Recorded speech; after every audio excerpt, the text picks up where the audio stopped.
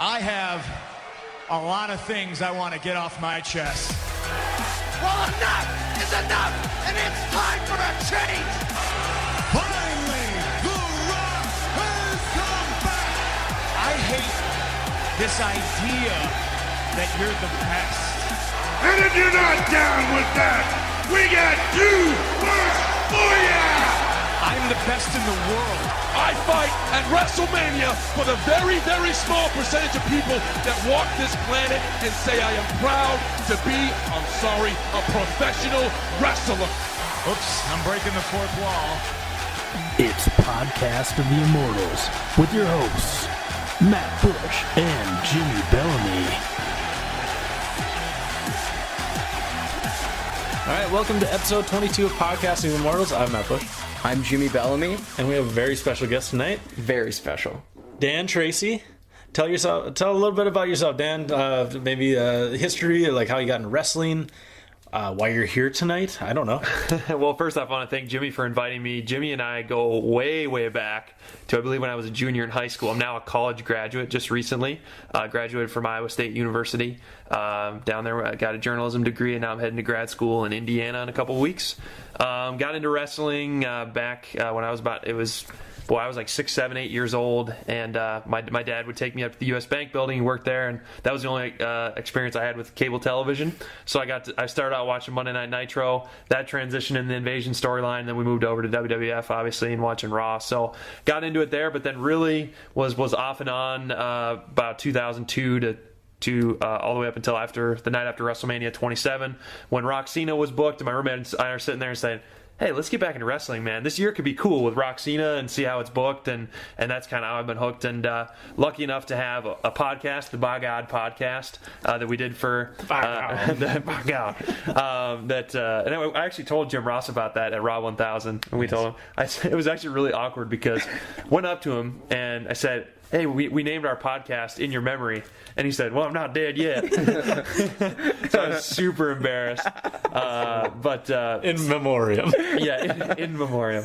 But so we did the By God podcast, and that transitioned into our actual 1-hour live radio show, Top Rope Radio, that we did this year. And we had a chance to interview Dr. Tom Pritchard, DDP, Ardo O'Cal, and Matt Fowler. So a lot of people involved in the wrestling industry. So it was a pretty cool show, and I've just been having withdrawals talking wrestling on some kind of podcast or show. So that's awesome. I'm excited to get into it. Well, it's funny you say that you got back into it after WrestleMania 27, because I got back into it about 2 months before then. Yeah. When Rock came back in February leading up to 27. Like, it was the same exact timeline. Of course, Rock is going to bring back a lot of fans. Right. And I'm like, shit, I got to see Rock, so that's what got me back in as well. But have you been to any shows recently? Or I have. I was just on Saturday night. I was at the house show in Cedar Rapids at the U.S. Cellular Center. I went with a couple of buddies and one dad who's a huge wrestling fan. So it was a really good time. We actually spent the whole day leading up to it watching the McFoley documentary, which I don't know if you guys have seen. It's really good. Awesome, it's really good. well done. Yeah. And we watched that all day to kind of lead up into it, and then the house show that night, which is pretty awesome. We paid $68 for tickets. And we got into something called the Bud Light Lounge. Nice. Which was pretty swanky lounge area. I don't know if it was necessarily worth it, but we had pretty good seats. We were about 10 rows up from the floor. Did you get crappy beer for free? No, we actually didn't get discounted drinks, but there was this cheese table that was all these kinds of cheese, and I don't know, it seemed really not worth it, but I don't know. It was cool. It was Iowa, right? Yeah, it was Iowa. It was Iowa. Yeah, I don't know. It was really. Vicky Guerrero wasn't there crushing a monster burger or anything. Unfortunately, Bricky was not there. Team Bricky. Well, that's funny. I went to a house show on Sunday actually in Rochester, Minnesota, and we were talking about this earlier that we basically saw the same show, the same exact show. I don't know if you DVR'd it and then I watched it later or something, but. It was a hell of a time. It was awesome. And did you get a chance to go up and meet anyone or? Not really. We got there. An hour and a half before, and we went down to a local establishment and hung out before the event. But no, it seemed. I was telling you guys before. The last house show I went to was at the Deck. I think I went to 2 or 3 at the Deck. I don't know the last time a house show has been at the Deck. would have been September 06. Okay. That was the last time WWE was here. But I remember, I mean, and the main event, like the main event at the house show we went to was Del Rio and Ziggler, and no disqualification. Ziggler goes through a table. Not to spoil it for anybody, but you know, I mean, there are some good matches there, and you get to see, you know, really it's a time for those mid card guys and even some of the main event guys to really hone their craft. So I thought it was a valuable experience as a fan, and the biggest part for me, and the reason I'll remember the house show, and I'm ready for you guys to react to this. I had to hold off. It was the night I became a Heath Slater fan. I am now a Heath Slater fan. The 3MB match with the Usos stole the show for me because we were smarking out to Slater, and the coolest moment of the night was we started because we were aware that Ziggler Del Rio was going to be the main event, so we started a chant. We had 4 guys there, so we were pretty loud.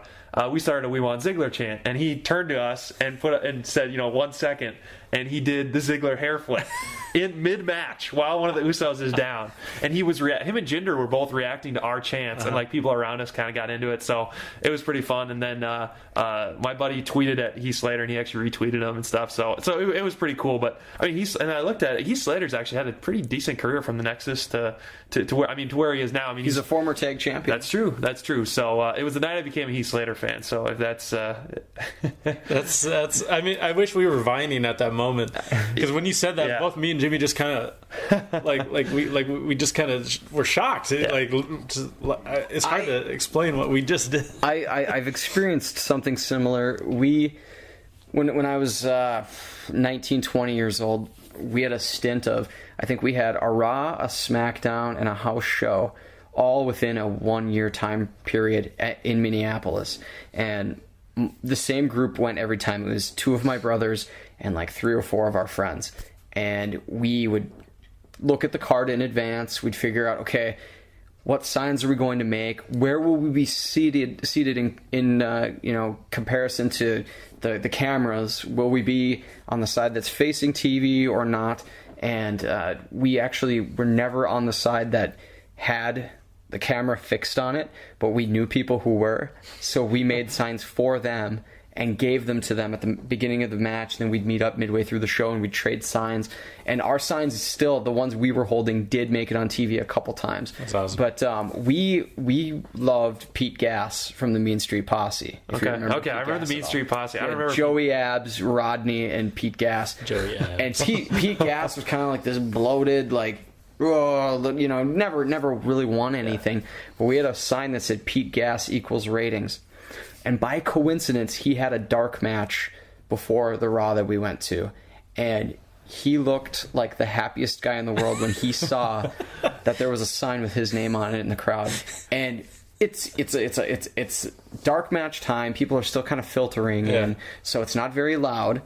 And we were chanting for him, and he saw our sign. And we have a photo, it's probably in one of these boxes somewhere, of him like pounding like his heart, like after his match. He lost, but he was like in the corner barricade part. And this was still back then. They still had even what they had now, they have the black barricade. He's in the corner kind of leaning, and he's like right to us. I mean, he looked right at us, and he knew the whole time. He's like, these guys have my back, and we were really excited for him. I just imagine him like writing a letter to his mom later that night.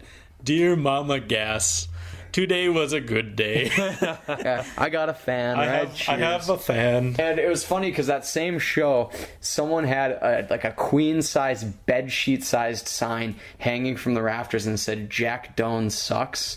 And that's one of the referees. And I think Jack Doan is still a ref with WWE. He's that high and tight blonde hair guy. Just Jack Doan sucks. And all of the refs who refed that night, they'd look up and see that sign, and they'd like hit the shoulder of the person they're next to, which inevitably was, the ring announcer, who at the time I think was Lillian, and they'd get a good laugh at that sign. And I don't know if a friend of his was there, or somebody just said, "I'm going to pick on a ref and have a sign." That's really funny. That's the next Raw I go to. I want to have something about Mike Chioda being crooked, like Crooked Chioda or something, because he is the most crooked ref. He's the new Earl Hebner. Does he have the hit? No, it's Scott Armstrong who has kind of he has the giddy up. But I think that in all seriousness though, that like dark matches and house shows, they open up that opportunity to really interact. I mean, you get almost more fan interaction because guys aren't worried about, where the camera is. Guys aren't worried about TV, how much time they have to cut a promo. Oh, yeah. It's just kind of one of those opportunities where you really get some pretty cool interactions. And they don't have to be as tight with their character. Yeah. They can play out of character. a And they little bit. did at the show I was doing. I mean, they were totally. The faces were super nice, like they were waving to kids and stuff, and then the heels were doing everything, that traditional heel. But the crowd just ate it up because they didn't care about the storyline. It was just to have fun, and it was a lot of fun. And you're talking about crowd interaction. We went about 2 hours early, and we went and sat in the parking lot, and we watched everyone come up. And I got to see Big E Langston. I got to see Del Rio.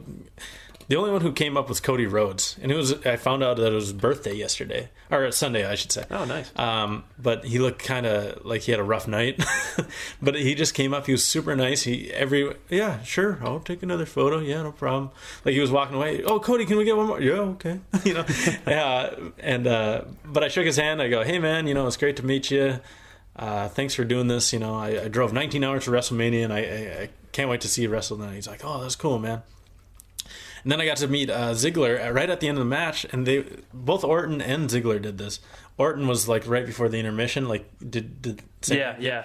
And he went and like he shook hands and signed autographs for like 5 minutes, just walking around the crowd, slapping hands and stuff. And Ziggler did that after the main event, and I went up to him and I shook his hand, and I'm like, "Hey man, I was there for your cash-in at the Eyes Out Center." He's like, "You were?" I'm like, "Yeah." He's like, "That's awesome." I'm like, "Yeah, it was." And so that was really cool. I never got to meet Ziggler. I missed on during WrestleMania Access. So that was one guy I really wanted to meet. And if anybody wants to check out Matt's photos, we have them at, you can find them from our Twitter feed at Immortals PCast, or you can go to our WordPress site, podcast of the immortals.wordpress.com. Yep, and I will be putting up, I haven't had time. I went to Rochester, and I just got home last night at 2 a.m, and then I worked all day today. So maybe tonight I'll be putting them up, but yeah, there's some cool ones. And check out our Facebook page too, they'll be on there. Yeah. I'm just adding extra work to Matt's life right now. Just plugging everything.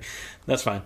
But yeah, I feel bad. I didn't go to a house show. So you're the minority. I guess the only thing I one here. I didn't even play the wrestling video game. I played NBA Jam on Fire Edition. That's a fun one, though. And I won quite a few games with Kevin Love and Ricky Rubio. Nice. So it was not bad. I didn't know they had Rubio in the new one, huh? Yeah, they've getting excited like we always do, getting off the rails. They have had roster updates on this last version. I think it came out like a year and a half ago, and with like every 4 to 6 months they come out with new rosters, and cool. Rubio was one of the additions. So very nice. Chris Budinger would be great for it. He would be, especially since he just resigned today. Oh, he did resign? Yeah, and Kevin Martin signed today too. Oh, he did. Well, I did not know that. The Wolves. Yeah. The Wolves? Yes, that's excellent. Yeah. Wow. I thought OJ Mayo.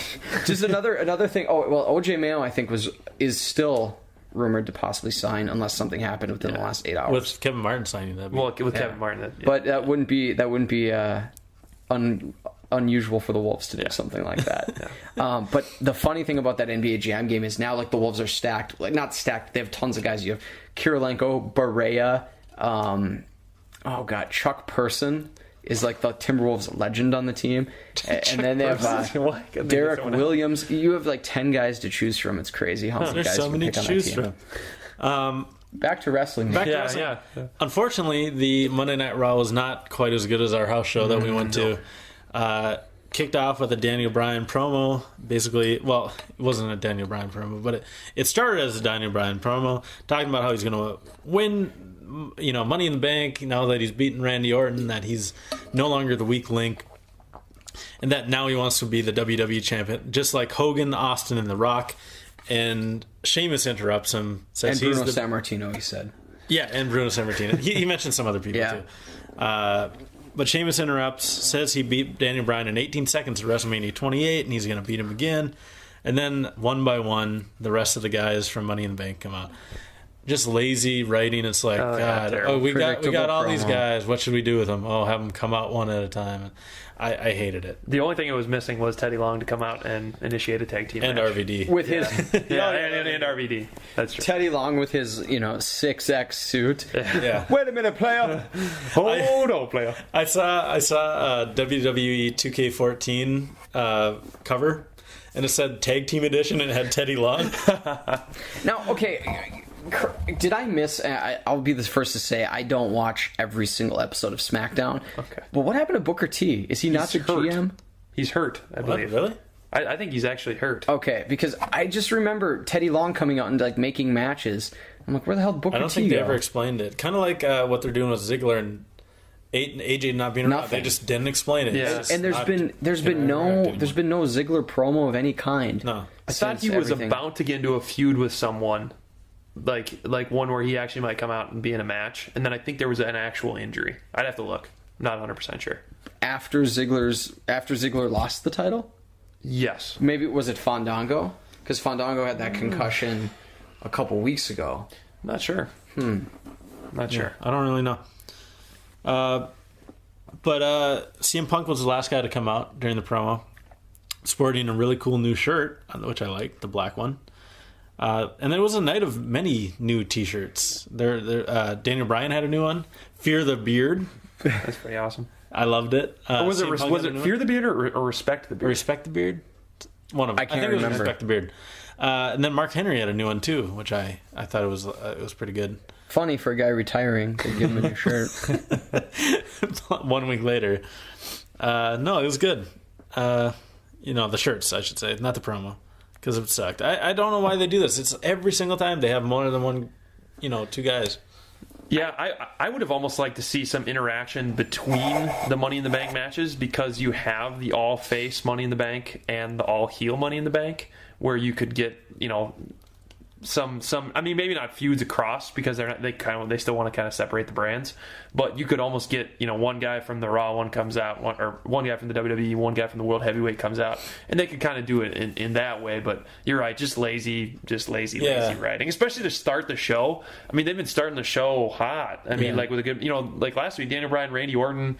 Right out of the gate, match that gets called. I mean, starting with Bryan, at least it started with Bryan and not Sheamus or somebody else. But did you hear how they kept going, like, in the WWE All-Star Money in the Bank match? Mm-hmm. Like, it seemed like it was a new corporate policy that's what they had to call it, and like 4 different people mentioned that it was the WWE All-Star Money in the Bank match. And what's Christian doing in that match then? Oh, wow. Little Christian hate. No, it's just... And it was on Canada Day for no less. And you still were bashing Christian. I tell you. Blame Canada. Yeah. for the record, I'm not a Daniel Bryan guy, by the way. I just wanted to get that out there. I predicted... Get out. Go wait in the car. door I is predicted... that way. I like him, but I don't think he's a top 3 guy. I don't think he's top 3. Okay, Kevin Nash. I'll give him a 4 out of 10. Well, I'm just saying that I don't think he can. He just his character development just doesn't work for me. He's got to get past the sayings. That's it. I it think opens he a whole will. can of worms. But I was the guy that predicted that that from SummerSlam, or from when he lost the title, he wouldn't have the title for a full year, and he didn't. And once he lost, once he lost at WrestleMania to Sheamus, I said from WrestleMania to WrestleMania, there's no way Daniel Bryan will hold the World Heavyweight or WWE title. And I was right. I mean, I just don't think that when Punk and Cena are around, I just don't. When Punk, Cena, now Ziggler, I mean, I just can't see where he's a consistent title holder. I think he will. I think he'll get a shot at SummerSlam. I think that's true. He's just not. I just don't see money in there. That was my Vince, not you. That was not my Dan Tracy. This is my Dan Tracy. No, see, I think when they put the world title on a guy for the first time, it's like the baby belt. Yeah. Like it's kind of like the training wheels. And you saw it with Punk, where they put it on him on 3 occasions before he ever won the WWE Championship. And I mean, he went between his first world title run and his first WWE title run, I think it was like 4 years. Yeah. It was almost 4 years. So I think that they try to see how they handle being a top guy. And it's funny because usually the belts mean you're the top guy, but now since the Cena era took full swing in like 04, 05, the belts sometimes take a backseat to Cena's popularity if he's not the champion. Yeah. And with Bryan, he just like kind of like when the Miz had the WWE title, that first time they're kind of that reluctant champion. You saw it with Sheamus when he had the WWE title. So they kind of make it, and Matt talked about this a few weeks back, where they kind of make it look like you didn't earn the title, or you're keeping the title because you're weaseling out of matches and getting counted out and whatever. And anytime that happens, their title reign is tainted. They can't rebound after they lose it. They can't legitimately look at the Miz after he lost the belt to Cena after what was it a month after WrestleMania. Hey, he was in the Marine now. Well, see, that's the punishment. Yeah, that's true. That's true. They're like, oh, sorry, you got to do one of our shitty movies. Yeah, but because his whole reign, it was just, he wasn't legitimately beating people. It was just he got lucky again. He had Alex Riley for most of that. Yeah, and who, by the way, where the hell is that guy? I mean, he's wrestling Bray Wyatt. That's who Bray Wyatt's been wrestling dark matches. Okay, against. there you go. Against of course Zack Ryder, who I'm a huge fan of. I love Zack Ryder. Love Zack Ryder. I was hoping the Wyatts would be there. Yeah. Oh yeah. I know. So was I. But they were in Fargo and I think Sioux City or something. Hey, speaking of, we were talking about champions. How about a word from a 5-time champion? Booker T had tricep surgery on June 11th. And that is from CageSideSeats.com, which quoted WWE.com. So, a partial distal triceps tear in his left arm. And if anybody wants to tweet us and let us know, if they mentioned that in the storyline, I missed that episode of SmackDown. Yeah, I don't know. I don't know how he would have gotten hurt. Maybe he was setting too many matches. Teddy spilled coffee on his arm. Yeah, it could be. Just torn triceps. Yeah. Tell me you did not just do that. Speaking of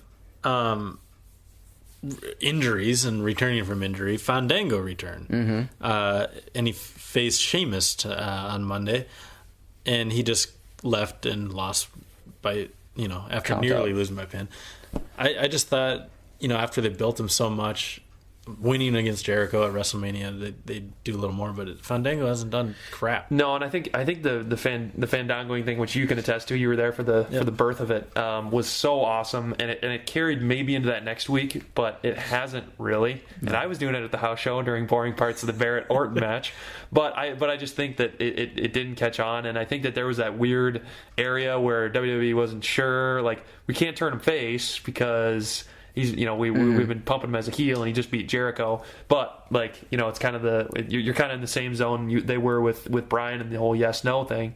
What do you do when a saying like that catches on? Do you turn them face right away or not? And then the concussion happened, and now he's kind of been off the rails. And on top of that, WWE killed that Fandangoing thing. Oh yeah. I mean, unintentionally in their eyes, but I mean, it's just like when your parents pick up on something and they're like, oh, this is really cool. And I'm on that book face. You want to be my friend? Yeah, it's I liked that band before they were big, but now that everybody likes them and he's opening for Bieber, and it's I don't want to pay attention to him anymore. Opening for Bieber? What bands do you like?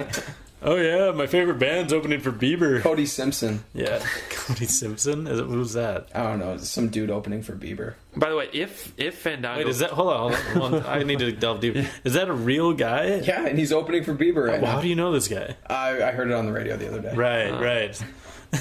On my subscribed channel on whatever radio. By the way, I laughed on the way up here. I just drove up here today. I had to race here to get here for recording this. But thank you from Ames, Ames, Iowa. Thank you very much. But I heard a radio ad for Mix 108 or whatever. They're sending somebody to the Bieber concert, but it's in DC. It's in DC. So they're sending them to DC. And that made me think, because I believe Justin Bieber's coming to Des Moines, Iowa. Mm-hmm. So you'd think you try and send him somewhere close so you don't have to pay for airfare or travel.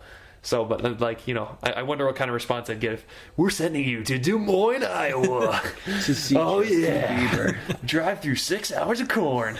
God, I can't imagine. That is a terrible drive. And how does that even happen? Do you think somebody with whatever company owns Mix 108 station, they're just we got this deal with the airlines where they comped us this ticket to DC. Let's just send somebody there. That's probably what happened. More than likely. How do I transition now? Speaking of Justin Bieber, and we could have segued from NBA Jam back to wrestling by talking about Dennis Rodman, who is in NBA Jam and who is on the cover of SI this week. Oh, there you go. And who wants to get a Nobel Peace Prize. He said he deserves one because North Korea hasn't attacked since he's been there. Wow. Yeah. That's I'm not even going to say it. I've been to Canada, and Canada's never attacked us. I deserve a Peace Prize. And that's been decades. Oh, unbelievable. All right, talking about people who attack people. There we go. Nice. Mark Henry came out, That's what he do. did a promo, and he reiterates that we are all a bunch of puppets. And people were wutting him throughout the promo, which I've noticed Mark Henry has that cadence where every single time he says anything, he leaves that gap to say, what? Yeah. And by the way, I'll say it. This will be my blanket statement for this. I hate the what chant. Yeah. Oh, It was cool for like a week or two back when Austin did it in 01. But now when people do it, it's just you're showing how ignorant you are and stupid. It ruins everything. People were wanting the Undertaker. Were you at that Raw in Minneapolis before Mania in 2012? no, the one where Barrett got hurt. Yeah. No. They were wanting the Undertaker during his promo. And it was uncomfortable. Yeah. It was embarrassing. You wanted to triangle choke some fans. Yeah. Pretty My much. God, it's Hell's Gate. I still have that Raw recorded because that was the first Raw I ever went to, and I watched it and I heard it was so quiet because Undertaker was cutting this promo and it was a terrible promo. He just rambling on for like 5 minutes. This guy in the crowd's like, "You suck!" Like you can hear it clear as day. Yeah, because Would you? because he was just bad that night. He was just it was a terrible promo. I think I think at some points, like if it's a really really good crowd and they're wutting and like they acknowledge, like actually at the house show, I don't know if Zeb Coulter did this, but Zeb Coulter acknowledged the whats. Like while he was cutting his promo, and he's like, you guys, because the crowd was pretty weak doing it, but you could tell that you're doing it. He's like, you guys can't even what me, can you? And he was like, you guys suck at it. And then like he kept on saying, he's like, no, you got to do it better than that. You got to catch the cadence. And then he said, and he kept on going with it. He's like, if you're an idiot, say what? And the crowd went what? And he's like, exactly what I thought. He went very hard immigration. He's like, if you're an immigrant, say what? Then, or if you're from outside these borders, say what? And he's like, all right, let's get the buses, send you people back. He should have gone. Awesome. A sphincter says what? Very Wayne's World of you. Yeah.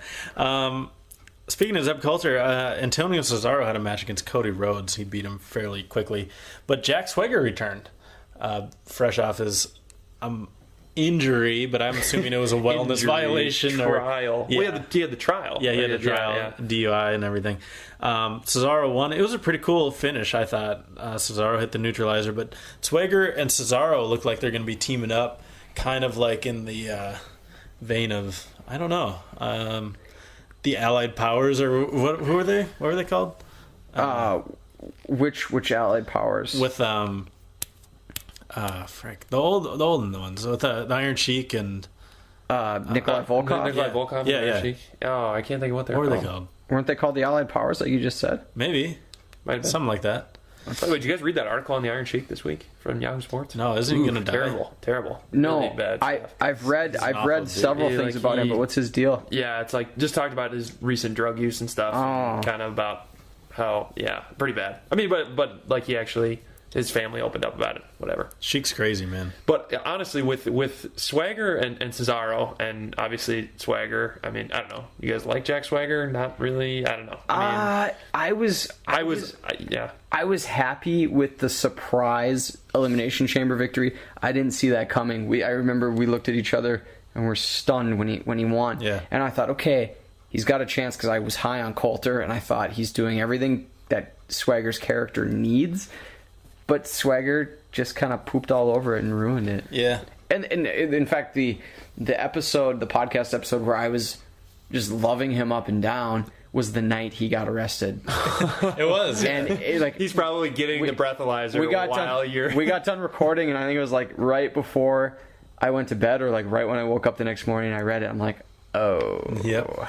Yeah. But delete. Yeah. But I think whatever they're going to be called, if they're going to be called whatever, Coulter's crew or whatever, I think they could be a potential. I mean, in the tag team division, you got to admit, is pretty strong right now. I mean, they have the pieces. They just need to make the right move. Yeah. But I think that when the Shield breaks up, and now I don't know when that happens. I mean, hopefully, I think they can ride it. Mm-hmm. Even until Mania.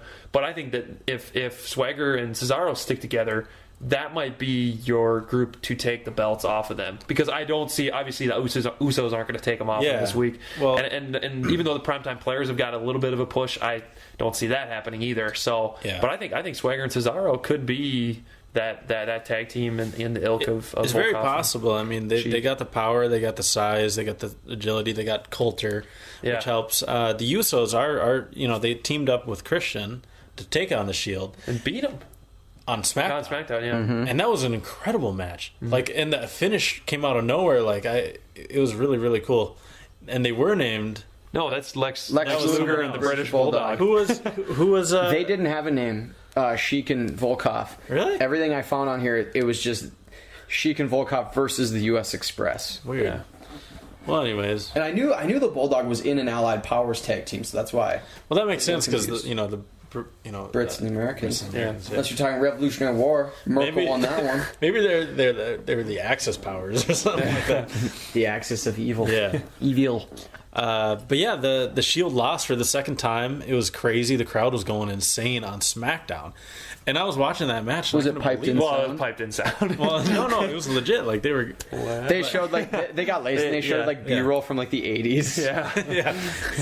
They had like neon hats, and big rim glasses, and Varney, France sweatshirts, yeah, sweatshirts, like Soul 88 Olympic shirts and stuff.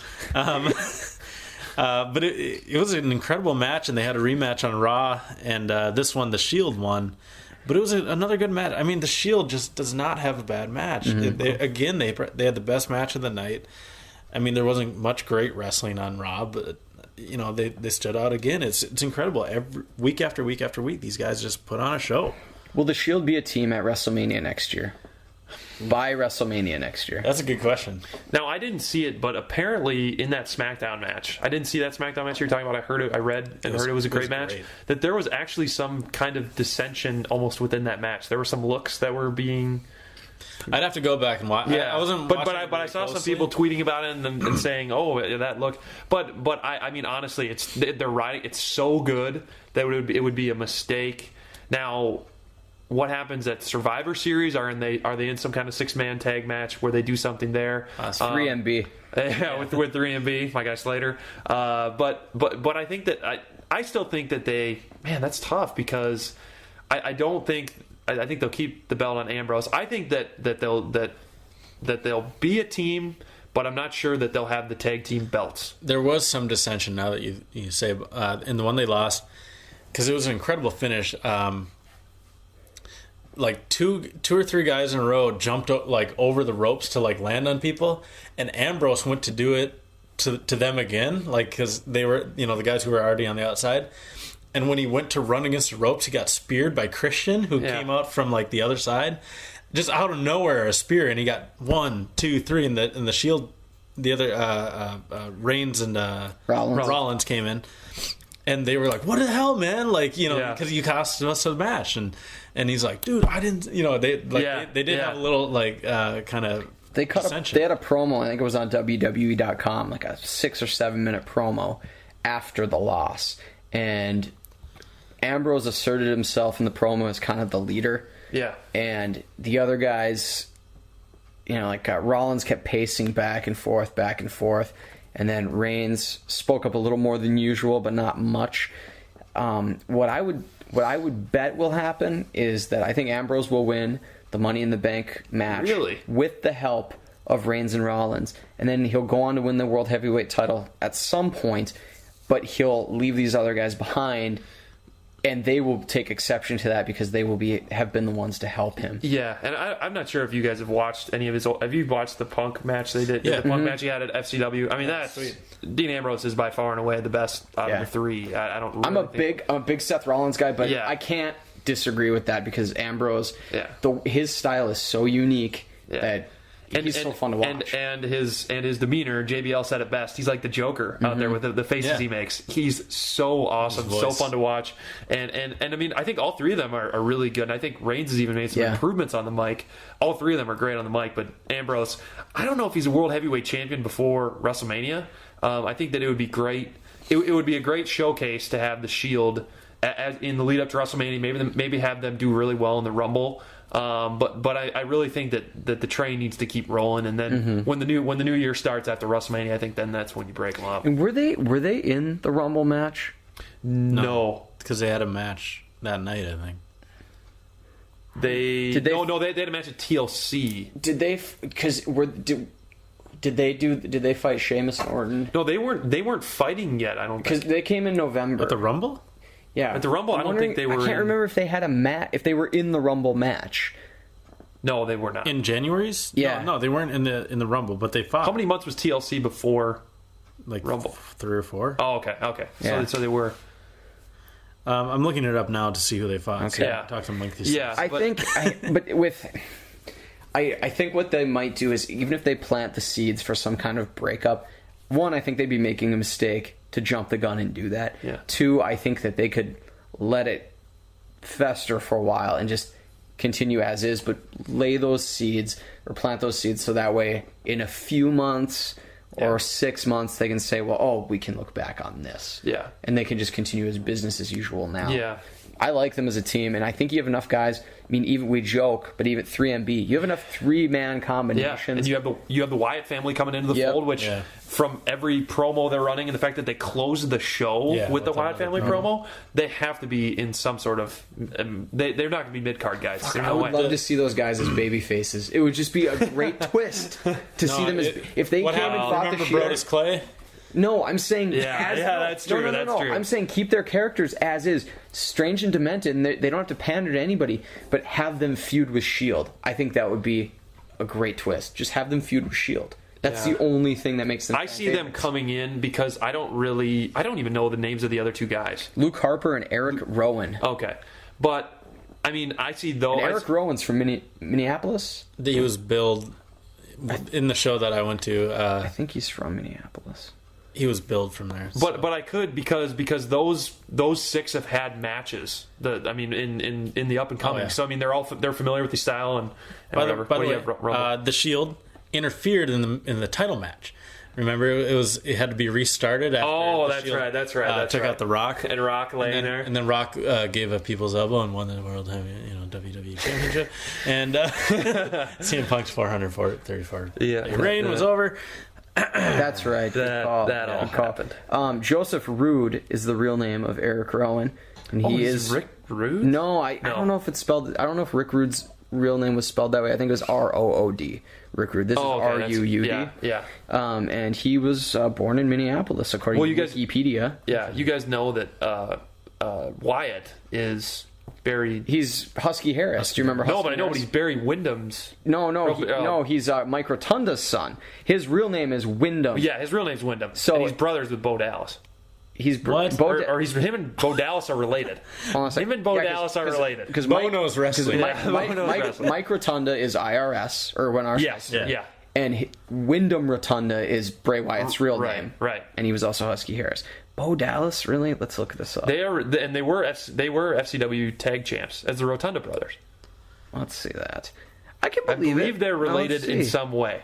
Where does Wyndham come into it, though? That's his first name. There's so much. Oh, nepotism. Barry Windham. Windham's a wrestler. I'm sure Mike Rotunda and Barry Windham wrestled around the same time. I'm sure they're friends. Maybe Bo Dallas is Barry Wyndham's son. Then that I think is what it is. So Nope, he's a pretty Rotunda. sure- he's a Rotunda. He's Taylor Rotunda. So he would be, that would make him Bray Wyatt's brother. Very good. Yeah, his older brother. Yeah. But I think we can all agree. I mean, I don't want to be. It's almost like not. It's almost to the point where they've run so many promos that I'm not going to feel as cool cheering for Bray Wyatt. But I still think. I mean, I'm not sure. I thought maybe when Henry came out to retire, that might be when you saw Wyatt, because I could see Henry or Sheamus being a guy to put Bray Wyatt over immediately. But now I'm not so sure. Now I really don't know because they've hyped him so much. Maybe he gets involved in one of the title pictures as kind of like in the same way that the Shield came into the fold. I think that's wishful thinking. I want that to happen, but it's going to be like he's going to interfere in like the Miz actual match or something, or like it'll be like a Wade Barrett Sin Cara match, and all of a sudden they'll come in and it's like, oh, what are you doing? I'm just really curious to see how they play. Like are they going to be bad guys? Are they going to just be? Oh, they're going to be. Way bad. Yeah. I just had to say that. Sorry. All right. Fair enough. I think they will be bad guys, but that's why I want them to feud with the Shield, because they would be good guys. Yeah. And they wouldn't have to do anything differently, but they'd be good if they did that. Yeah, I'm not sure. I mean, I guess you can't know until they debut and how they debut. But It should be interesting. I think there's been so many good spots for them to debut, whereas the Shield debuted out of nowhere. Yeah. There was no rumor of anything about to go down. And that was that at Survivor Series? Because they debuted on a pay-per-view. That was when they triple powerbomb Ryback. Well, yeah. It was like multiple pay-per-views in a row that they did it to Ryback, wasn't it? Yeah. It was Punk Ryback. TLC. No, they had a match at TLC. Hell in a Cell was where Brad Maddox. That's what I meant to say. Hell in a Cell was where Brad Maddox went. Yeah. It was went before low blow. that. It was before Hell in a Cell. Night of Champions. Then Fuck, it was. I'm so bad at this, and like if you, I know, yeah. and I've told Matt before. If you said who won or who was the main event at SummerSlam 2008, I'd be like, I have no idea. Yeah, I watched I'm it going to and I have no Wikipedia idea. right. I mean, The only thing I've studied is some WrestleManias, but like, I mean, I could tell you in the 4 major sports, I could tell you who participated in the championship of the 4 major sports, like from the mid '80s to now. I could not tell you anything about wrestling, And you even could though tell I us- watch all of it. I think we need to test this a little bit. Okay, give me one. Give me one. 1994 World Series. There was none. Oh wow, nice. I almost tricked you. I Almost tricked me. No. Well, I mean, I was trying to trick you, I should say. Super Bowl 22. Oh God, it was the San Francisco 49ers and was it the Broncos? I think it was the Broncos because it was Super Bowl 23 was the Bengals and the Niners. So I think it was the Niners and the Broncos. Look it up. Super Bowl 22. It was the Superchargers versus the Jets. No, those are 2 AFC. Those are teams. two. Nice try. The Chargers' only Super Bowl was against the Niners in like Super Bowl 20. You're wrong. Whatever. It was the Jets and the No, Chargers. look it up. Super Bowl 22 right now. It was the Niners. I'm going Niners Broncos. Sure. So there was some other stuff that happened on Raw. No, we're testing my sports knowledge. All right. Fascinating radio right here. Talk about Vicky. No, we already talked about Vicky. Okay, Dolph Ziggler fought Jinder Mahal for no reason at all. He won with a zigzag out of nowhere. I'm a 3-man band. And then the 3-man band attacked, and he fought his way through all of them. Just burying the 3 of them. I give those guys a win. Although I did see it was, by the way, it was Broncos Redskins Super Bowl 22. Oh. Might be. I had one of the teams right. Yeah. Not the one you were super confident about. Yes. No, not that one at all. It's definitely the Niners against someone. Speaking of 3-man band, though, what if at Survivor Series they got some kind of like a triple threat? By the way, what was the deal with that triple threat tag match 2 weeks ago, where they had 3 tag teams for the number one contendership, but 2 guys in the ring? Yeah, that was stupid. They've done that before, though. I was like, why not make it a triple threat match where you could tag? They had a.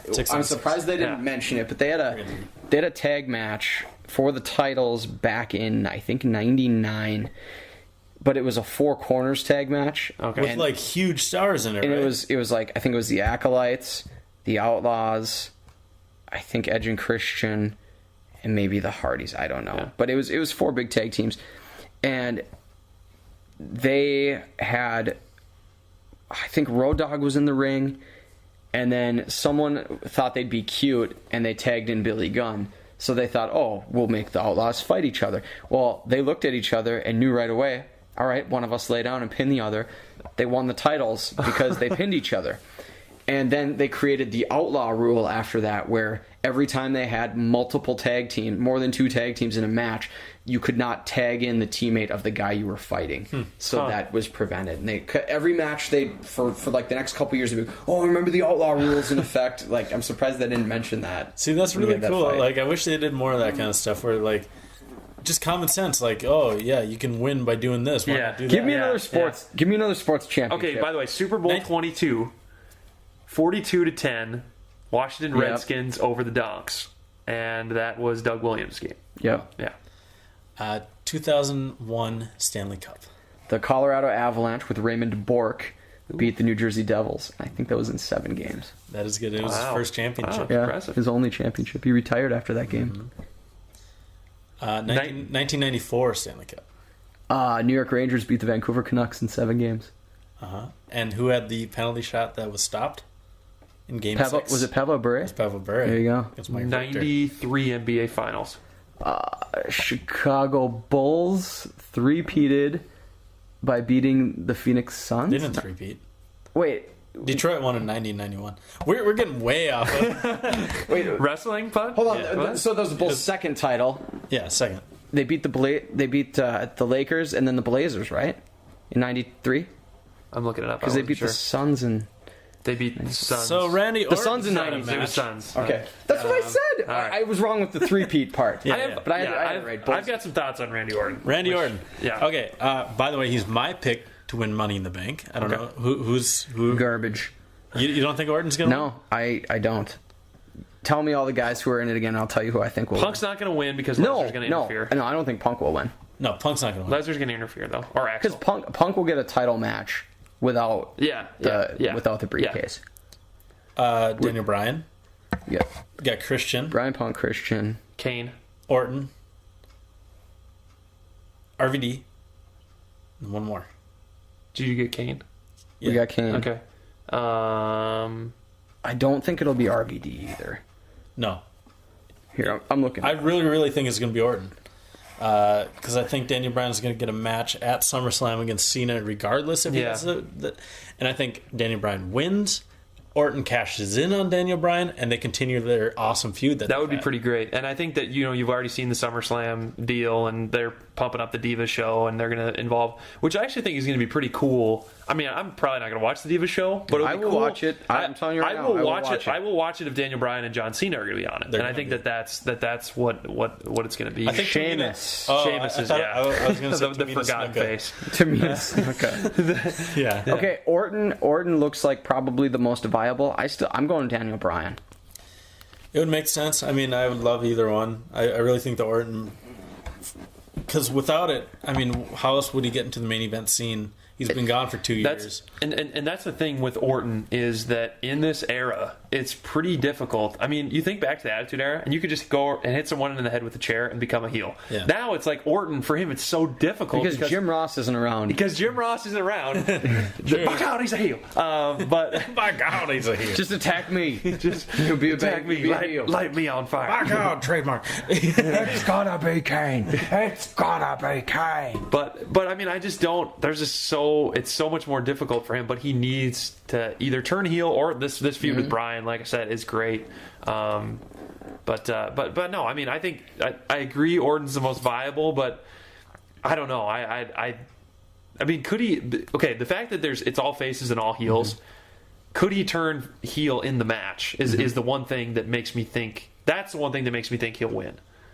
I think he could turn heel and get a title shot without winning it. I think the only way to propel him, giving him the briefcase would, make up for the last 3 years of kind of irrelevancy when it comes to the title picture. He's in it. He could cash in at any time. He's got that chance. He's the number one contender automatically. But if you make him a heel, he's the threat to any babyface champion, and if they keep the belt on Cena, or if Daniel Bryan gets it, I mean, but how can you guy. justify putting Orton into a main event when Daniel Bryan just made him tap out? So you're saying if he doesn't win the briefcase? Yeah. He can do something sadistic to Daniel Bryan. He can punt Bryan. He's punting him. If he beats, like that little dog Baxter. if he beats the piss out of Daniel Bryan in that match and clearly turns bad, then it doesn't matter that he tapped out to Bryan, especially if he's a heel, because he can win in backhanded ways. And you'd be, how they give those guys grief for tapping out, and it doesn't matter if he's going to cheat and be underhanded, it'd be a bad guy. He'll get whatever he wants, and that's how you would justify it, because he's sadistic. He hears voices. He hears voices in his head. And they're everywhere. I don't know. I'm still picking Orton to win just because I really want that Daniel Bryan Orton feud to continue, and I think that'd be a good way to do it. I just think there's been so much noise over the last maybe not 3 years, but definitely over the last year. Like, turn Orton heel. Like, how can WWE ignore it? I mean, was so fantastic as a heel. Why not just put him in that role? And I mean, I think he's paid his dues from all the wellness policy violations. Yeah. I think it's I said it. It's funny because I've been saying this since like last SummerSlam. I keep saying this next pay per view. It's Orton's time. It's Orton's time right now. But now it finally it is. Just now. He's so good. Now that we spent a good 4 or 5 minutes breaking down Orton as to why he should win or why we think he won, they're just going to give it to Sheamus. Yeah. For some nonsensical bullshit because of reason. 1-800 fella. Yeah, they're just gonna. It's gonna be like all the guys are laid out, and all of a sudden Sheamus is gonna grab it, and you're like, what the hell? It's lobster head. Yeah. He's like, It's a shameful thing. oh my god, too many limes. Too many limes. Oh goodness. Speaking of, good. We're live vining. Live vining. What's up? Live Vine. What's up? Yeah. Miz took on Ryback. Y2J was on the mic. The Miz actually defeated Ryback. What's up? I've got it on me now. Okay, good. Okay, Miz defeated Ryback after Ryback called off the match due to his knee injury. Cryback. Yeah, Cryback. Cryback. Jericho decided to hit Ryback with a codebreaker following the match. I've never seen someone just be like, I'm too hurt. Especially when you're wrestling the Miz and you are probably the strongest man. Yeah, I don't. Sorry, Mark Henry. He's just like, my leg hurts. I'm done. Ryback seems to be fading into obscurity here pretty quick. I don't think. It's been a while. This match is not a Jericho putting over Ryback. It's a Jericho getting a win before he goes on tour. I think. I don't see Ryback winning this match. I do. I think it's the softball. I think it's put it up on the tee, get Ryback that victory. I don't. I think get Jericho because Jericho's going to come back again. He's not gone forever. It's been over a year since Ryback's won on pay-per-view. Yeah. You know who he beat last on pay-per-view? Kurt Hawkins and Tyler Rex. Wow. In a handicap match. He's lost to CM Punk about 19 times. Yeah. So we think it's a layup that like they're going to get this win. That way Jericho has something to come back to. When was the last time Jericho won on pay-per-view? Last month. No, he lost to Punk. Yeah. No, I mean lost to Punk at Payback. Didn't he beat? He lost to Fandango. Lost to Fandango, but did he beat Fandango at Did they have Backlash? Was that a thing? Backlash. No, it's Extreme Rules. Yeah. And he had a match. He had a match at Extreme Rules. His We're Backlash. so bad. I feel like I've been saying that every year since 2003, and it's our never been listeners Backlash. are like, you guys are just fucking terrible this week. My memory is shot when it comes to these past matches. But my thinking is that Jericho will lose because he's going to go anyway, so the win will mean more to Ryback. He has that win. But again, I wouldn't be shocked if Jericho wins because it seems like they're just burying Ryback. So that way Jericho can come back, because he will, and he'll have something to fight with Ryback for. What I hate is that people still chant Goldberg. As a Goldberg fan. Well, yeah, I'm a Goldberg fan, but not only that, but they chant Goldberg when Ryback hasn't won in a fucking year. Yeah. Like Goldberg never lost ever, and Ryback never wins ever. He's like the opposite of Ryback right now, or the opposite of Goldberg right now. Just stop it with the chance already. He never wins. You know what would be really awesome? Have Ryback lose 173 matches in a row, and then sign Goldberg to a year contract. Oh my god! And then bring. I would watch it. That would be fantastic. I love those. I don't really love them, but those losing streak storylines. They did it with Christian years ago when DDP helped him out, and then they did it with Sheamus. They did it with Swagger. They did it with MVP. They did it recently with what's the name from 3B? Drew McIntyre. Yeah. Mm-hmm. But I would almost, and I don't think they'll do this, but I think it would be better because I think Ryback obviously needs to improve on the mic. You can tell he's reading note cards and whatever. I think it would be great to have him leave now and have Jericho and Ryback leave after this match. And I mean, I know this won't happen, but have Ryback just take a month or two just to like really work on his character because I think he can be a really good heel. Because I think as a big guy, he's not a terrible wrestler. He's not awful. I mean, he can move a little. He's no Great Khali. Happy birthday, Natalia! I was doing that all weekend, and people were just cracking up. And I have to thank you, Jimmy, for that. Oh. Yeah.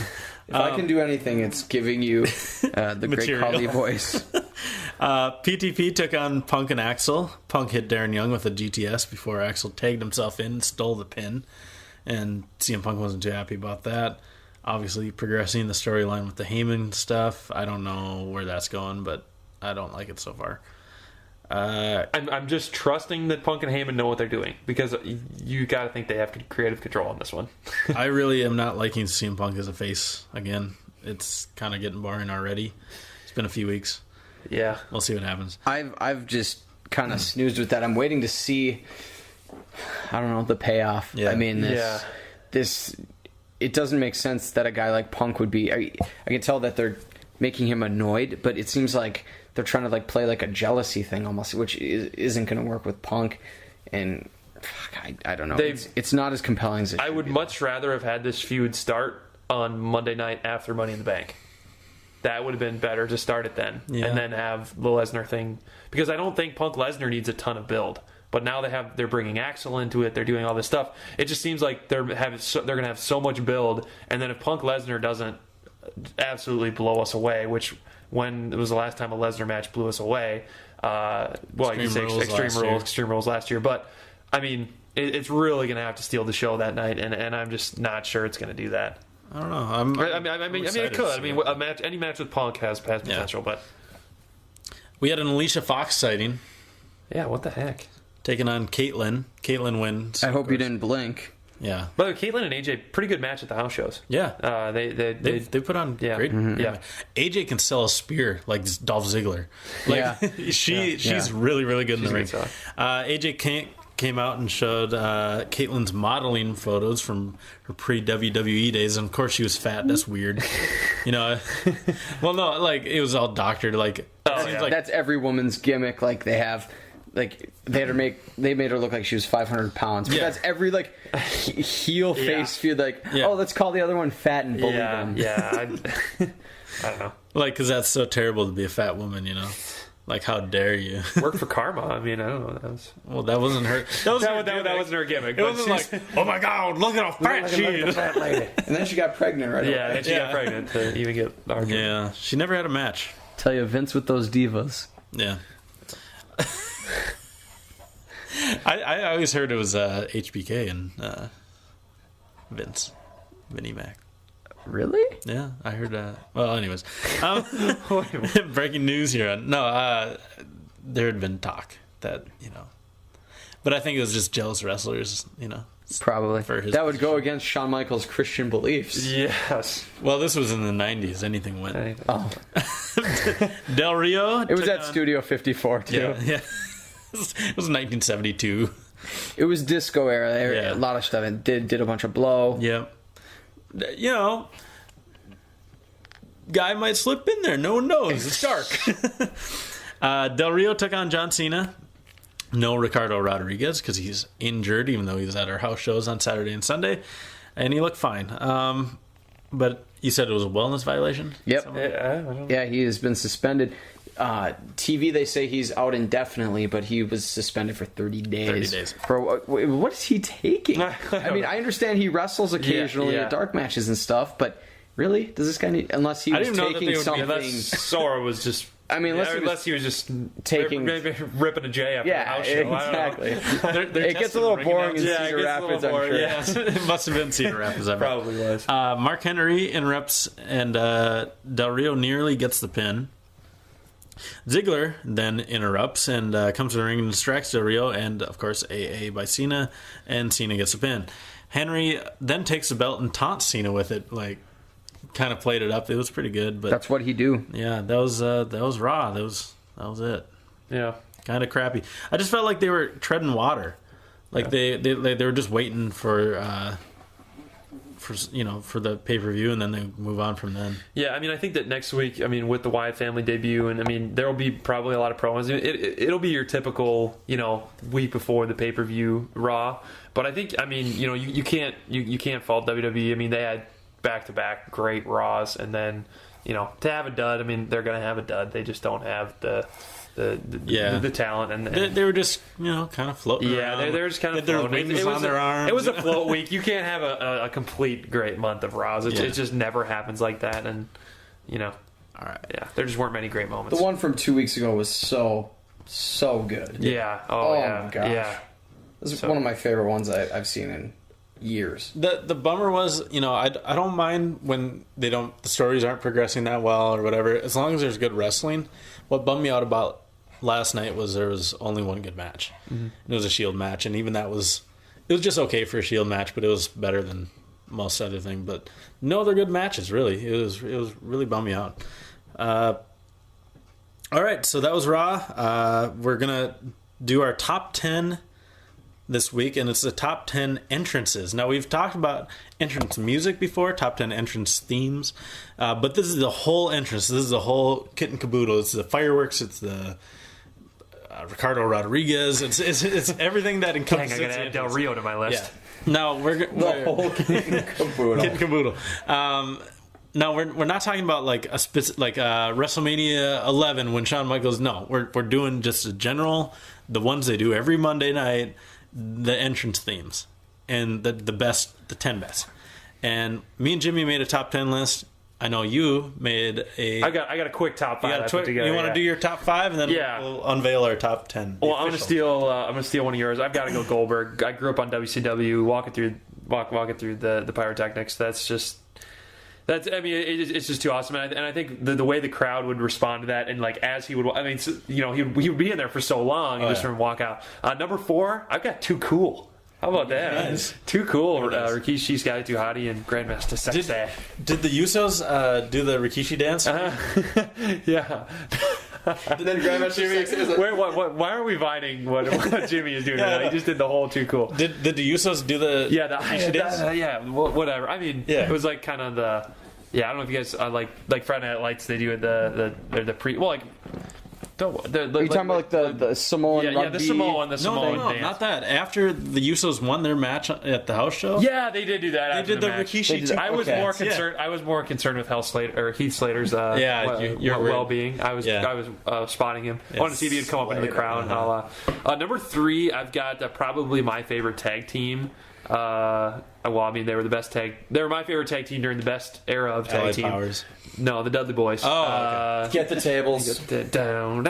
They were sweet. Yeah, their entrance was awesome too. Number 2, how can you not have Undertaker in your top 5? I mean, I was there Raw 1000 when he came out, even though it was kind of a lame sequence when he just came out and helped Kane. And then number 1, I've got my favorite wrestler of all time, Stone Cold. When the glass breaks. I mean, I was talking. I was actually at Raw 1000. I was pretty darn near in tears because Austin wasn't there. I know. That episode had a lot of things. I mean, it had the Punk heel turn and whatever, but it didn't have Austin. I was pretty upset. But I would probably give a year of my life to see the glass break live. I mean, if Austin Punk's happening at WrestleMania 30, I'm finding a way to get to New Orleans. That's it. I just have to see that live. That's my top 5. It makes me sad to think, though, that you just mentioned that Punk heel turn was at Raw 1000. Yeah. So his heel turn didn't even last a year. Yeah, didn't. Almost. It was summer last year. Yeah, it was in July. It was July. Yeah. It was in. I remember I was down in Georgia for that conference, and I'm like, nope, I'm not going out tonight. It's Raw. And I just sat there, and like people were like, Matt, don't you want to drink? I'm like, well, I'll have a drink, but I'm sitting here until 10. And everyone thought it was lame, but then I went on and got pretty schlasted. All right, our number 10, me and Jimmy's number 10. The New World Order, NWO. New World Order. For life. Too sweet. You had to... Now, you come from a completely different perspective than me. I grew up on WWE. We're talking like 1987 starting. Yeah. And I first started paying attention to WCW during the NWO. Oh, yeah. Like 1990, late 96, early 97. Really well after Hall and Nash had come over. Yeah. I mean, as a kid, I was like 15. You, as a 5-6-year-old, you'd be like, man, oh my God. It was awesome. And I mean, I guess you didn't really understand what was going on and what they were trying to do with how they were promoting it. But it was like, I mean, there were kids, like, we would go to school when I was like 7, 8 years old, and are you black and white or red and black? Like, I mean, seriously, that was a real thing. It was that big. My favorite day of the week at school was Tuesday, because everyone would just talk about wrestling all day. Yeah. It was awesome. Yeah. But I love the NWO. They would come out, and it would be black and white. you know, and then they'd have Yeah, have the And they have like the melting film. yeah, it was great, and I love the original ones when they come out.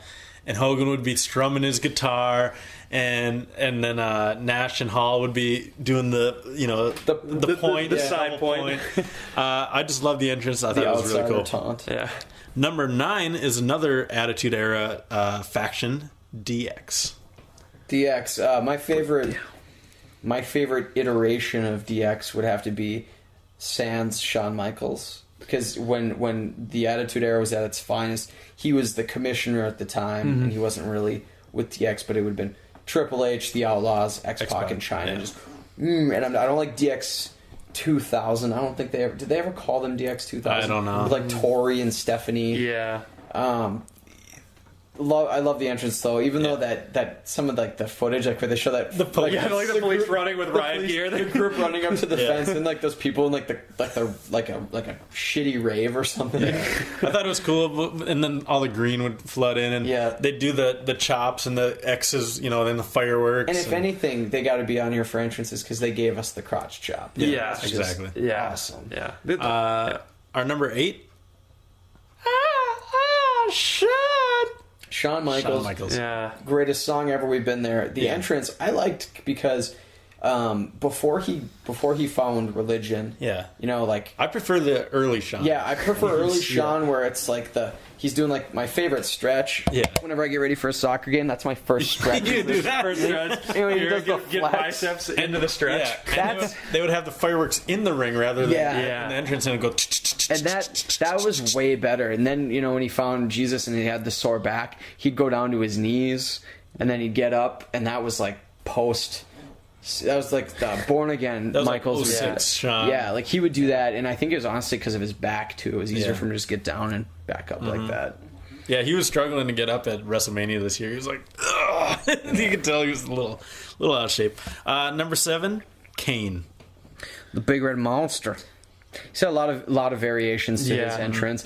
It's cool music. I seriously think my favorite Kane song is the Saliva one, or really the only Kane one that has words. Yeah. that'd be my favorite one. I think it's Saliva who does that song. I think you're right. Yeah, because they also I'm not sure. did Batista's That one too. is not ringing a bell with me. I don't know. You don't make me Yeah. sing it. 'Cause it'd be awful. Yeah. Jimmy Bellamy sings Saliva. Vine. But I mean, even when he made his return a couple years ago, when he had like the welder's mask on, Yeah. that was kind of cool too. Yeah. And you gotta love Oh, I the can't believe flames. that was a thing. And I mean, for any of us who've Yeah. been to a live event where Yeah. Kane's been present, you feel that heat Oh, yeah. no matter where you are in the Yeah, arena. yeah. It's amazing. At night after, at Raw after WrestleMania this year, when The Undertaker was in the ring and the Shield was coming down, like surrounding him, and I'm watching it, and it goes, boom, and all the flames shoot up from the ring. I'm like, holy shit! Yeah. I'm like, this is awesome, and I actually recorded that, I believe. It's on my movie. And like I pan back to the entrance, and I didn't see him because they like had already run in. And I'm like, where the? And they're already in the ring. At first I thought they jumped from under the ring or something. I didn't know what was going on, but it was just awesome. And the music hits, and the whole crowd went crazy. Kane's entrance over the last couple months has been made even better by the fact that Daniel Bryan would close here. I know, yeah. That would even. He would. I know. It's the little subtle stuff Yeah, that really yeah. really is cool.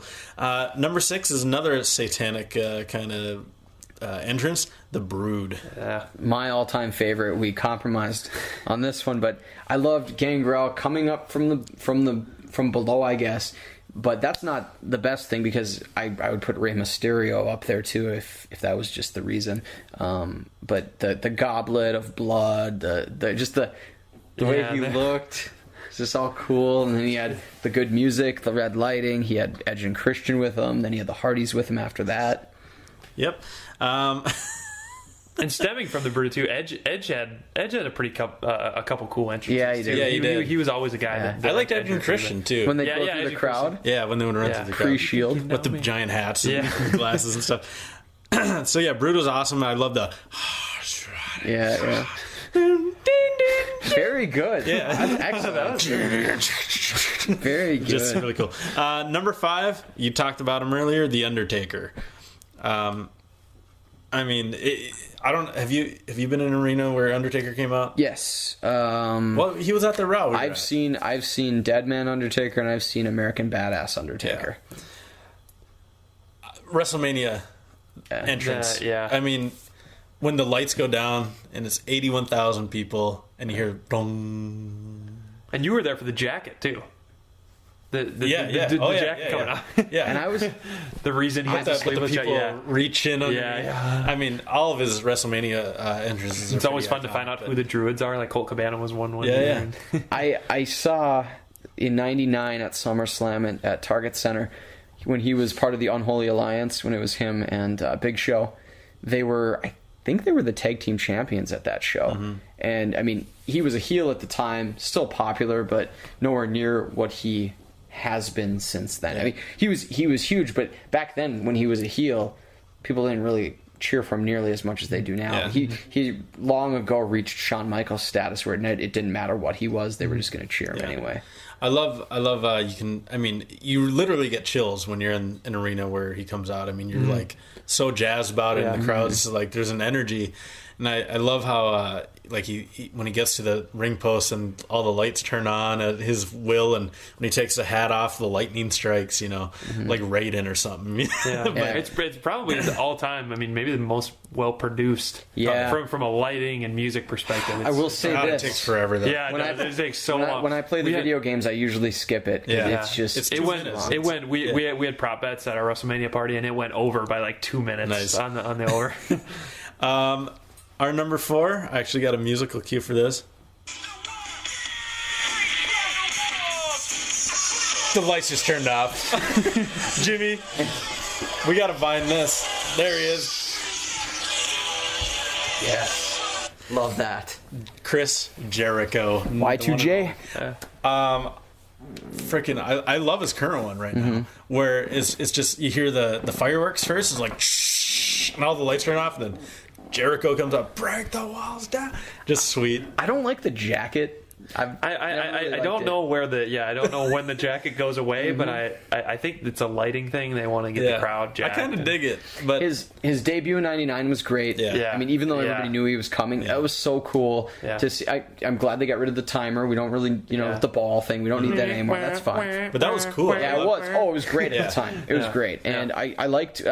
My favorite music is "Crank the Walls Down" when they mixed him and Big Show, like that heavy metal version. I love that. And actually, Seven Dust does Break the Walls Down version, where it gets a little heavy in some parts, but it's kind of a slower version. Our number 3 is awesome as well. I mean, if you want to talk about energy, it's Mike Awesome. Rest in peace. Awesome. Number 3 is the Ultimate Warrior. Yes. And anyone who grew up in the 80s, early 90s. And Ultimate Warrior... I'm going to shut up here. I'm going to shut up. Ultimate Warrior was my NWO. I mean, I remember the first time I ever saw him, it was on a Sunday morning.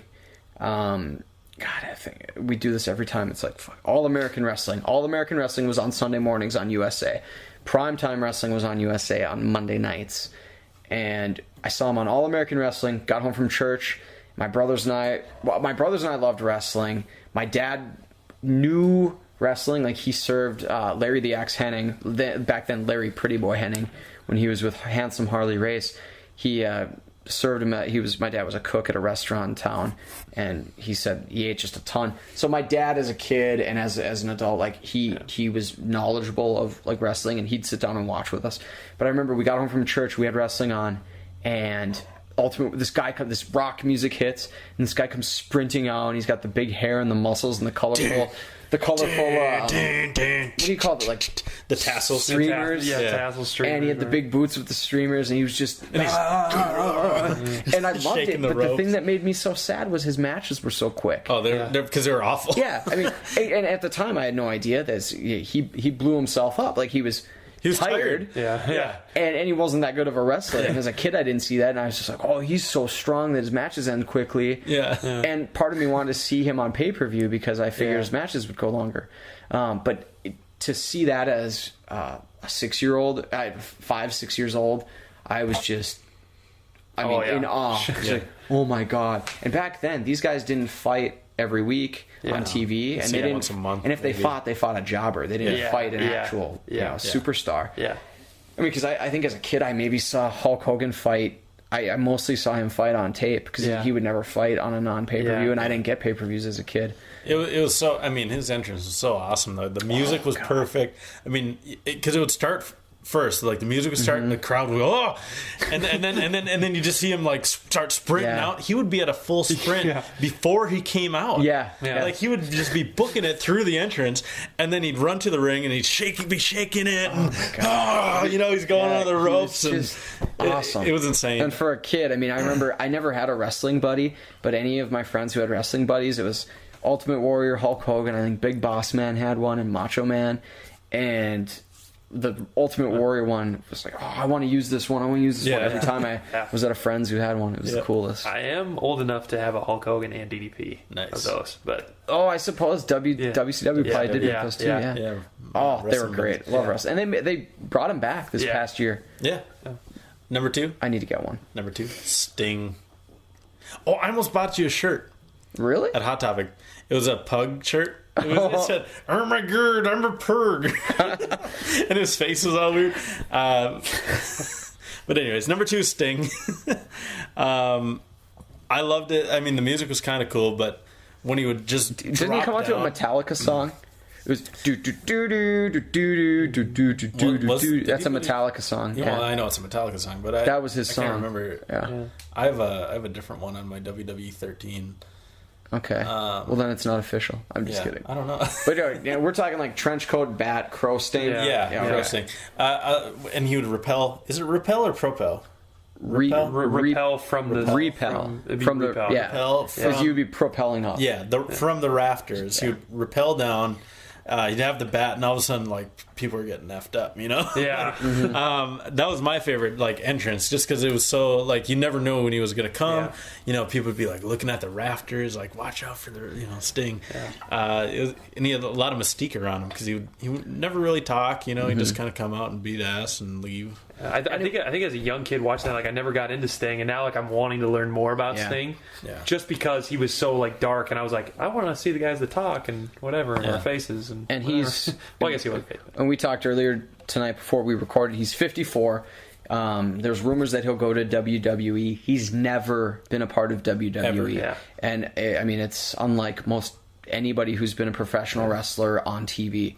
I mean, he's never been there, and I mean, I was intrigued by Crow Sting, even though I've never seen the movie The Crow. Very familiar with it, never watched it or anything like that. Where the late Brandon Lee, portrayed the Crow and died during the filming. But I just was into Sting because he was so different from his, blonde, flat top, face painted guy. Surfer Sting. So it was neat to see, and I've always enjoyed his matches. So if you use the word mystique, I think the rumor of Sting Undertaker, 2 guys that pretty much embody the word. I mean, who are the who?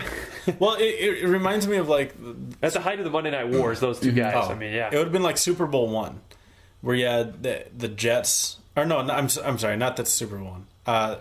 Was it Super Bowl III when the Jets won? Jets Colts. It was Super Bowl III, the Chiefs and the Vikings. Well, the Joe Namath, the NFL championship game. That was an NFL championship. That wasn't a Super Bowl. Was it NFL championship? Yeah, was that? I thought it was a Super Bowl. The Unitas? Are you talking the Colts Jets was a Super Bowl. Joe Namath. That was Super Bowl III, I believe. Super Bowl III. Okay, and I'm looking it up right now. People are like, you bleeping It's idiots. Like everyone thought the AFC was like. Yeah, it was like Jets. Yeah, Colts. the NFC was a superior force. They never faced each other. It was. Did you say NFC? Yeah, NFL. I'm sorry, and then the AFL. Yeah. And because like it was just never seen before, and I think this is kind of like that same thing. Like, which is better? Like, was WCW really better? Was WWF really better? Well, we got the best guys from both brands facing each other at the biggest show. Yeah. Who's gonna win? And I think they could build it like that. I think it'd be insanely awesome. Yeah, and I think that too. I'm not sure, but I believe Undertaker will be 50. I know Austin will be 50 next year. Undertaker's like 47, 48. Oh, okay, so he won't be 50, but I mean, Sting will be much older. But Sting has also wrestled, and he's in terrific shape. Yeah. Undertaker's 48 right now. He'll be 49 March 24th next year. Our number 1, you talked about him earlier, Bill Goldberg. And I can talk about Goldberg we can do a whole show on Goldberg. Austin also 48. He'll be 49 December 18th. Nice. He wrestled on Tough Enough. Austin. All right. I want to see him. By the way, do you guys? Well, I haven't asked you about this. Do you guys listen to Austin's podcast? It is the greatest. I subscribe. I have not yet listened to it. Unbelievable. Well, he can talk about. Unreal. Yeah. He talked for 45 minutes about him getting his first manicure. Yeah. I want to hear the angle. I want to hear the angle. The angle one, yeah. I haven't listened to that one yet. I listened to one with Chael Sonnen. That was pretty good. And I don't like Chael Sonnen or MMA really, but he made it really interesting. So, anyways, Bill Goldberg. Bill Goldberg. Yep. I mean, the music was awesome. The chants, the Goldberg chants, was part of it. Because the crowd would go fucking insane for Goldberg. When he would. They'd knock on his locker room and say Goldberg on it. He'd come out and he'd smash his head and you'd see the little blood trickling down. He'd walk out, it'd be waiting and he'd be standing there and then the fireworks would hit him and he'd be standing, he'd breathing in the smoke. He'd step out of the fireworks, breathe out the smoke and then the fireworks hitting him. Bam, bam, bam. He starts punching. It's just insane. And then the match would be over in like a minute. The thing I never understood though is why was Goldberg never ready? Like, it's like, be at the entrance when your music starts. What is he doing in the locker room? Yeah. He's just inconsiderate to other wrestlers. I mean, like, why? Like, they had, who was it? Not J.J. Dillon. Who was the guy who always knocked on his door? I don't know. Fuck. Was it Doug Dillinger? Was that a guy's name? Doug Dillinger? Am I making that up? I think that's Doug Dillinger. Dirk Diggler. Back to the sports thing. You screwed me up. On the 93 finals, I have not looked it up. That was the Bulls three-peating. Because the Pistons won it in 89 and 90. The Bulls beat the Lakers in 91. Oh. And the Bulls beat the Blazers in 92. And they beat Phoenix in 93. So it was a Bulls three-peat. Wow. And it was Phoenix, Chicago, and that's what I said. So there in your face. Back to Goldberg. 93 Stanley Cup. Montreal Canadiens beat the LA Kings. Yeah. In 6. Yep. Or 5. Who won the Conn Smythe? Patrick Waugh. Yeah. Frick. Wow. Goldberg. Goldberg won the Conn Smythe. I think it was Doug Dillinger. Is that right? Doug Dillinger. It's really not. He had the goatee. Knock on the door. But I never understood, like, just what. Be ready, Goldberg. Be ready. It was part of the show, man. I guess. Yeah. I like though, like when he'd blow the smoke. Yeah, that was awesome. Like Puff the Magic Dragon. Yeah, that's sweet. Maybe DX was always asking if Goldberg was ready. That was just DX talking. Are you ready? No, I'm not. Oh, okay. Hit the fireworks. Get out of here. Triple cage match with DDP and David Arquette. Oof. Speaking of DDP, I saw a diamond cutter on Raw. It was Randy Orton when he hit Daniel Bryan. Was it Daniel Bryan? Yes. At the very beginning. Yes. It did not look like an RKO. It looked like a diamond cutter or kind of like a botched stunner or something. Mm-hmm. It was really a Mac stunner. Yeah. Like the McMahon version of the stunner. Yeah, which pretty was much. Terrible. Well, anyways, that's our show for this week. For Podcasting Immortals, I'm Matt Bush. I'm Jimmy Bellamy. I'm special guest Dan Tracy. Special guest referee. Very special. Thanks for being on the show. Yeah, thank you. We really appreciate it. As soon as we started this podcast, you were one of the first people I thought of, so I'm really glad you could be on. Me too. It was a blast to be on. Even though I just met you. But yeah, thank you guys for listening. Check out our Twitter, at ImmortalsPeakcast, at 97Bush, at Jimmy Bellamy.